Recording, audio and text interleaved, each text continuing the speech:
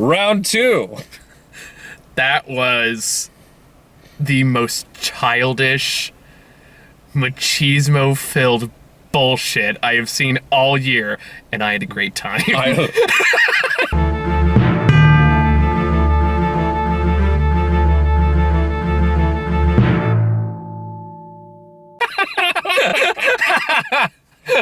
Oh, man. So we were finally catching up on Hobbs and Shaw. I just came out of it. I've been holding off because I made it like one of those things where I'm like, well, I want to catch up on the Fast and Furious movies. You don't need to. No, and, you really don't. Honestly, I watched the Cosmonaut Variety Hours take on the... because he had never watched the Fast and the Furious series, and he decided to catch up just to see this. And it turns out that I watched the first and second ones, and then the fourth one, and then stopped. And apparently the fifth one is where it starts getting really good and just stops giving a fuck. Oh, dude, I love the Fast and Furious movies for that very reason. No, exactly. So I guess I need to go and buy them. You'll like them because, like, as dumb as you think this movie is, the other ones are way dumber. No, I know. Because the thing is that you have the whole ensemble cast, and it's way bigger in scale. But like the like iTunes right now is selling them in bundles of like 1 through 4 and then 5 through 8. I'm just gonna get the 5 through 8. 5 through 8, yeah, that's just do that. But like just give some context. So like even like when The Rock is in there, my favorite scene I think it was the last one is when he becomes like his daughter's soccer coach, soccer coach. So no, it's great because they has the two teams go on there, and then all of a sudden like the soccer team's like doing like military drills and like stretches and like and like at the other kids, and the kids like I want to go home. See, the main thing to understand about the Fast and the Furious movies is they are stupid, huge budget action movies, and they know what they are. Oh yeah, absolutely. And they do a much better job at having fun with the dumb humor than, say, the Transformers movies do. Absolutely. No, like, I agree. The Transformers movies are painful at times. These movies just don't give a shit. No. And one of the things from the video was he talked about the progression of the characters, how, you know, initially they were just really good at driving and they really liked cars, and eventually they just turn into superheroes and secret agents. Like, they just know really good martial arts skills, and I guess Ludacris becomes a like world-class level hacker, and just absolute nonsense. Oh yeah, like they fight a submarine in the last movie. Yeah, no, like shit like that. So with that in mind, Hobbs and Shaw, when I saw the trailers, I just knew exactly what I was getting into. And then I looked it up, and it was apparently directed by one of the guys who worked on John Wick. Okay. So that also makes sense. I kind of wish they could have gone R with this like they did with John Wick, because they could have done some cooler shit. But they do push that boundary enough, and it's... God, I feel like this is what Stuber warned us about. We're going to keep coming back to Stuber about the toxic masculinity, because there's a lot of that vibe in here. But also some kind of weird SJW stuff towards the end of the movie when they comes like, well, like people are gonna the things are gonna piss off the anti-SJW people. Mostly, anything like guns are for the weak. I like my gun. Rah, rah. Sure. Well, I mean, you got to also consider that's not so much an anti-gun stance as an ultra beefcake stance. There is that too. Because then it's largely about Samoans, which could also piss off the. We could also go back to the art of self-defense with that. True. Yeah. But anyway, let's not keep going back to that. But God, where do we start with this? First off, like, I didn't like this movie as much as I wanted to. Like, let me put it that way for starters. Like, the parts I liked, I really liked, but I was a little off-put by... I felt this movie was trying too hard to be funny when it was a script that was written by a 12-year-old. Okay, so the humor, especially for the first half of the movie, largely rests on the I don't like this guy dynamic. And the two of them there are good portions of time that are just dedicated to the two of them snipping at each other. Which, like, I like both those actors, but at the same time, there were points where it was like, okay, you're literally just doing a Your Mama competition at this point. Yeah.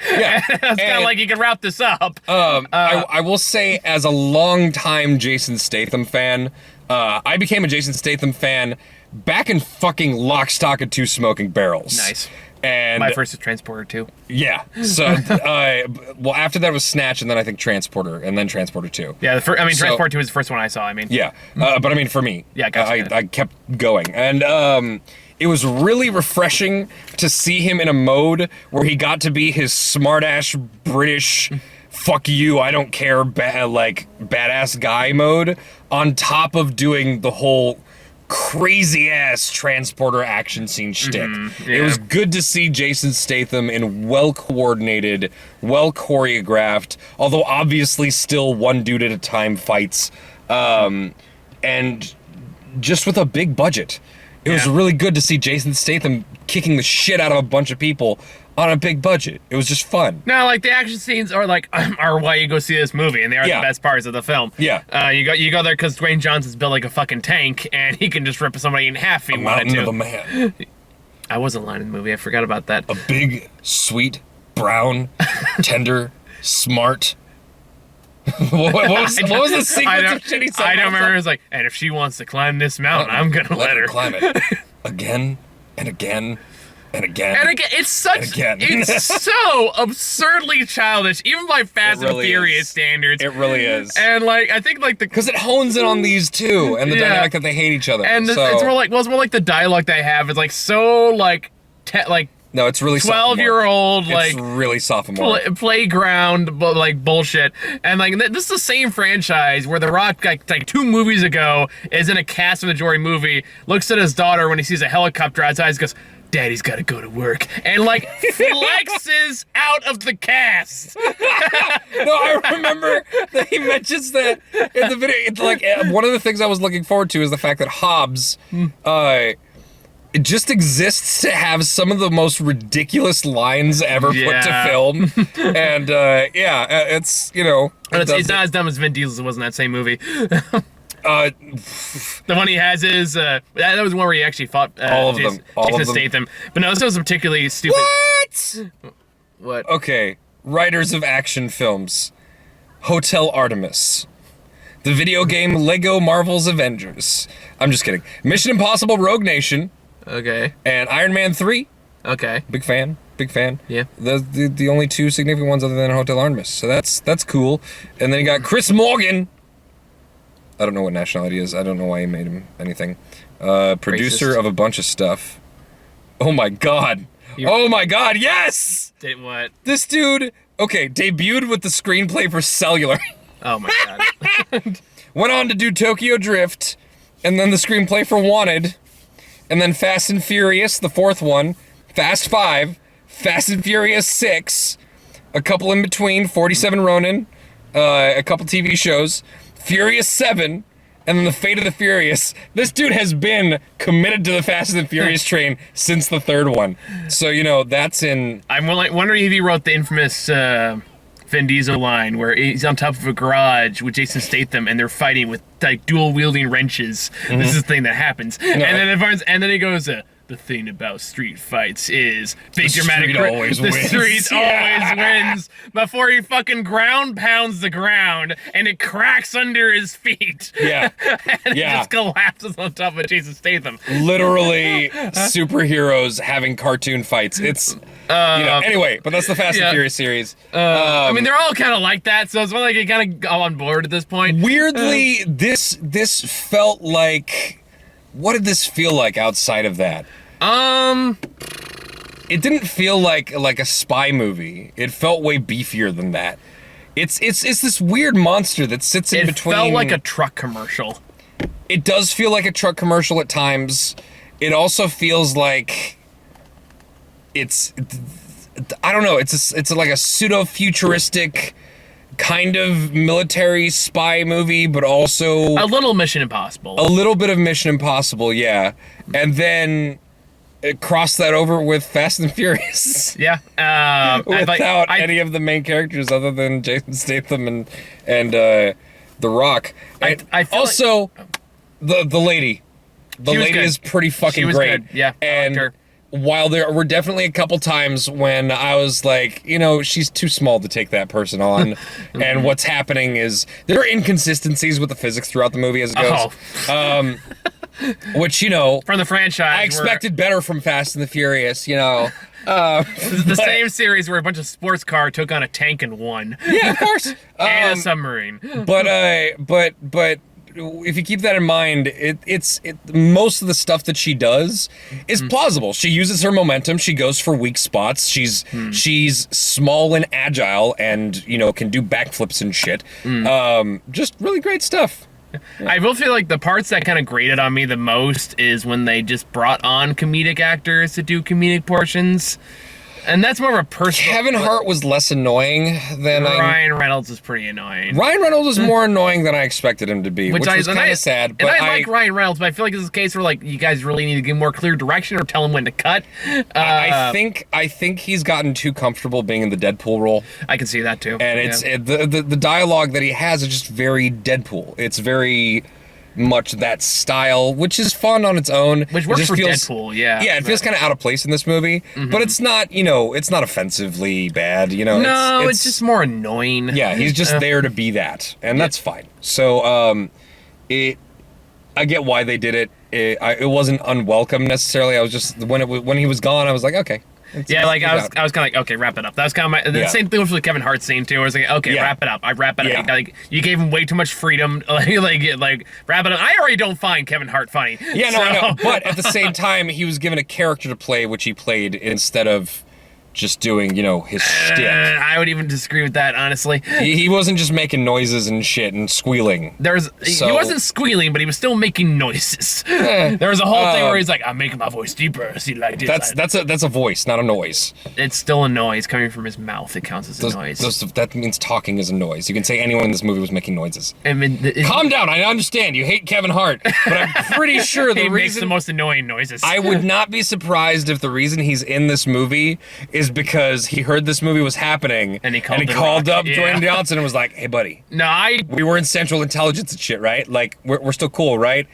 I want to be in the movie." I mean, those two are probably like best friends in real life. Yeah. I mean, you know, I'm sure Kevin Hart's a super sweet guy. Like, I'm sure he's a really good friend. He's a cool dude. I'm not denigrating his character as a person. I'm just denigrating his character in the movies he's in. Yeah, I do kind of have issues with what he did, the whole Oscar thing that happened a while ago. I don't remember anything. Basically, he made some homophobic things a long time ago, and they refused to apologize for it. Yeah. Fucking. I'm sure he's fine to hang out with if you don't mind that shit. But one way you put it. That's the thing. He doesn't seem like an asshole. Like, personally, I'm not a fan of his enough to care. Fair enough. Like, I just don't think. Yeah, but yeah, that's not cool. Idris Elba. Can we talk about Idris Elba? Idris Elba is having a great time. I love how if you see any interviews with him, he knows he's just a really warm, sweet guy, and he knows exactly what he's doing. I forget what interview it was, but they said, "Could you make the face like the sexy face?" And he says, "I don't know what you mean," and he goes. and it's that face he does, and he knows exactly what it is. He's mugging it up. He plays a great fucking bad guy. Oh, you know, he's like my favorite. He was my favorite part. Every time it was when it's Dwayne Johnson, Jason Statham, and Idris Elba all in the same scene together. It's amazing. Oh yeah, because like they're all having they all work well with each other. And Idris Elba's just having a great fucking time in this. But here's the fun thing about that. If you want to talk about the fact that this movie is just packed to the gills with testosterone, that's as packed as it gets. Yeah. And somehow that's when it's at its best moments, character-wise. And I don't know. But I also really liked the dynamic between Shaw's sister and him. I did. And Idris Elba? No, and Shaw. The fact that this movie is. I mean, you can say it's contrived in terms of the writing, but when you write something like that, it really does depend on the actors. And I feel like the actors are good enough in this movie, all of them, to pull off the fact that in the end, this movie, the glue that holds it together is the fact that it's about family.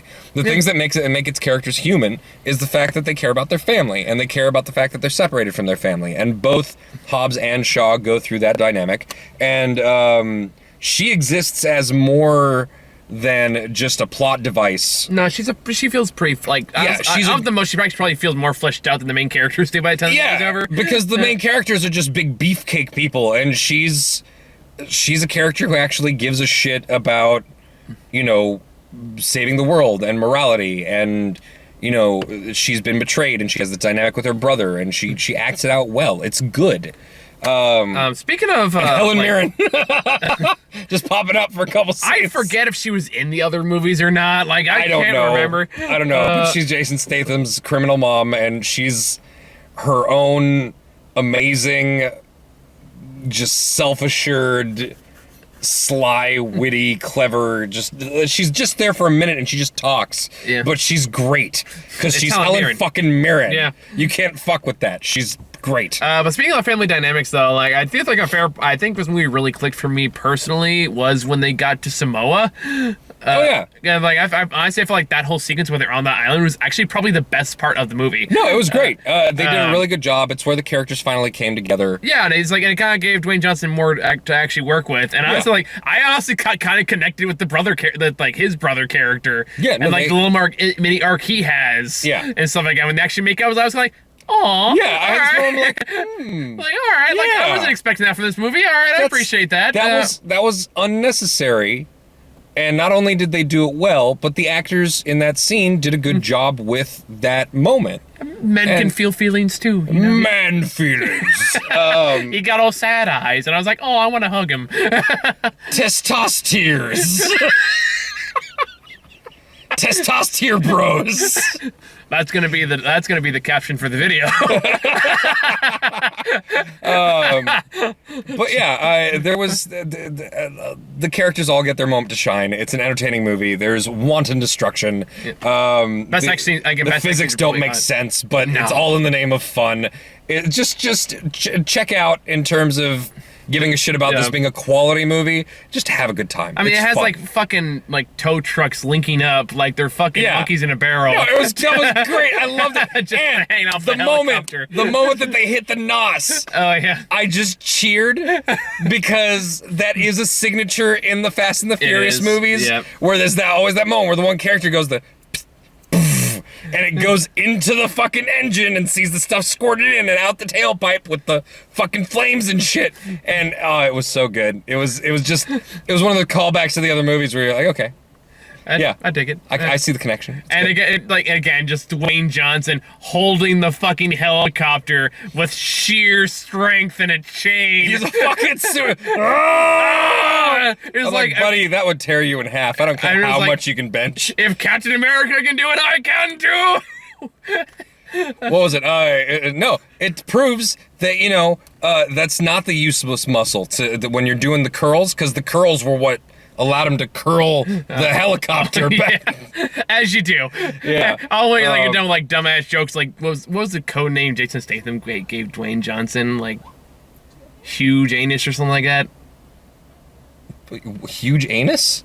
And like remember they're going through the the airport? Oh no. Okay, that was actually a fun little surprise because I didn't actually catch it when I first saw the name. I just saw I was like Oxmal. Oxmaul. Oh, that's right. That's an interesting name. Like, you know, I felt like that feels like a weirdly manly name. I guess sure, give it to the beefcake. And then the guy at the counter is like, my cock's small. And I'm like, oh god. That's the level of humor you're dealing with in this movie. So to be fair, that's the most juvenile joke in the whole movie. not necessarily. It's like when Oh yeah, no, there's moments where he gives him the suit and he's like, that was mine. Sorry if there's extra looseness around the balls. It's like, okay. there's that too. I think what's juvenile for me was when they first meet up in like a little interrogation room and they literally go, it's like, your face hurts me or something. Oh yeah,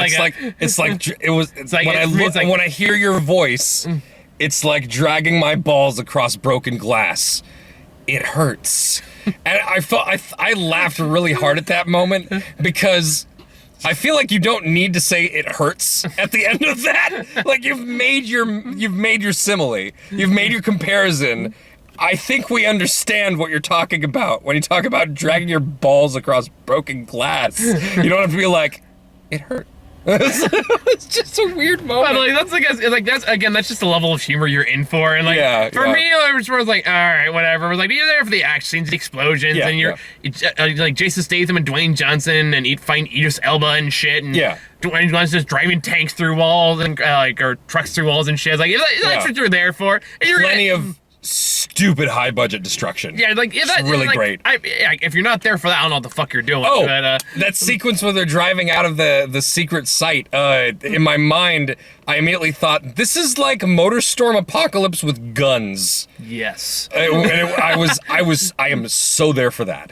I am so there for that in a movie, and I was so happy that was as long of a sequence as it was. It was just. You know, do you want to see a giant fucking armored semi and a crazy ass dune buggy style thing and motorcycles being chased by SUVs and then shooting in between all of them? Yeah, let's do that. So for me, mine was much more again when they get the big final showdown in Samoa where they have Dwayne Johnson and all his family are shirtless and they do the haka, and they do they're all be like these military guys going, what the fuck? Yeah. That was honestly my favorite sequence, and they just kicked the shit out of them using old school island weapons. Oh yeah, that was great. That's part of why I wished it was an R-rated movie. Just to watch I just wanted to see some of those fucking impacts with those weapons. I want to see heads crushed and blood splattering everywhere. Wait to see the unrated version that comes felt out. like it would have been not out of place. No, it would have been great. But that's my own gripes against having to make PG-13 action movies. As it stands, fucking great time. Everything short of showing the blood, it does plenty to feed that, crazy action hunger that you might have. So if it's in one of those movies, if you saw the trailer and thought that looks like a lot of fun or that looks fucking stupid, you're right. Yeah, the trailer really is the perfect trailer for this movie. Yeah. However you felt about the trailer, however it made you feel like you might feel about the movie, you're probably very correct. So that was the case. Yeah. Whenever that trailer came up when I was watching a movie with Laura, I'd be like, yay, and she'd be like, fuck you. She'd be like, you're going to that on your bone, buddy. That's actually exactly what she would say. Yeah. She'd be like, have fun. That's what she would say. And I'm like, well, you don't want to go to that? She was like, fuck no, I don't want to go to that. Yeah. Which all right, you know what? If it's that sort of thing, I totally get it. Also, speaking of women, just want to say, for having a very attractive badass woman in this movie, they do a really good job of not just focusing on her body. Probably the first time for a Fast and Furious movie. Well, to be fair, the rest of the movie, it does have that moment in that club where it does focus on a couple of waitress butts. Oh yeah. But like Tarantino with feet. The main female protagonist of this movie is treated with a semblance of respect. Mm-hmm. She really is treated like one of their equals, and in a lot of ways better than them. She has a more level head on her shoulders. She is constantly telling them this is some stupid. There's a specific point in the movie where she says, "We don't have time for your fucking alpha male bullshit. I'm leaving." And I love the fact that this movie constantly, while it is meant to make you like those two main characters, while it is meant to make you laugh at them being stupid, meatheads at each other, no other character in the movie is approving of this. Even that Russian lady they meet up with, when they're walking back to the helicopter and arguing over shotgun, you just see in the background going, that's right, I forgot about that. Shaking her head in disapproval. Because they're children. Yeah. They're murderous children. It does a really interesting job of just making it a point to entertain you with it while also saying, this ain't it, Chief. This is not what we're trying to do. And by the end of the movie, it is more jovial and in good spirit, but it does focus on the fact that this stuff is not worth it. Mm-hmm. You guys can be friends, you can be partners, put this shit behind you, and, get along. And it focuses on that friendship between them and the fact that they respect each other on a certain level, and I appreciated that. Mm-hmm. In terms of a, dynamic between these two main characters that could have easily stayed stupid and shallow and childish the whole way through. Yeah. Again, they do a good job of putting a decent amount of heart into it, and the actors are good enough to make good with what they have. And Yeah, I was pleasantly surprised by that. So yeah, I agree. Yeah. So both. It's a good time. Like, it's not great. It's not, I'm not gonna watch it again because I mean, watch like the best parts on YouTube maybe. Yeah. But I'm happy I saw it in theaters. Yeah. Yeah. So like, yeah, definitely. If you have any kind of like IMAX or Dolby set up near you, go see Dolby, it. Right? Yeah. Go see this in your biggest, beefiest movie theater setup. It's totally worth it. And feel like a manly man. Rah! Or like I actually saw when Expendables 2 was coming out, I went to the Comic-Con panel of that, and I have never felt more insecure in my life.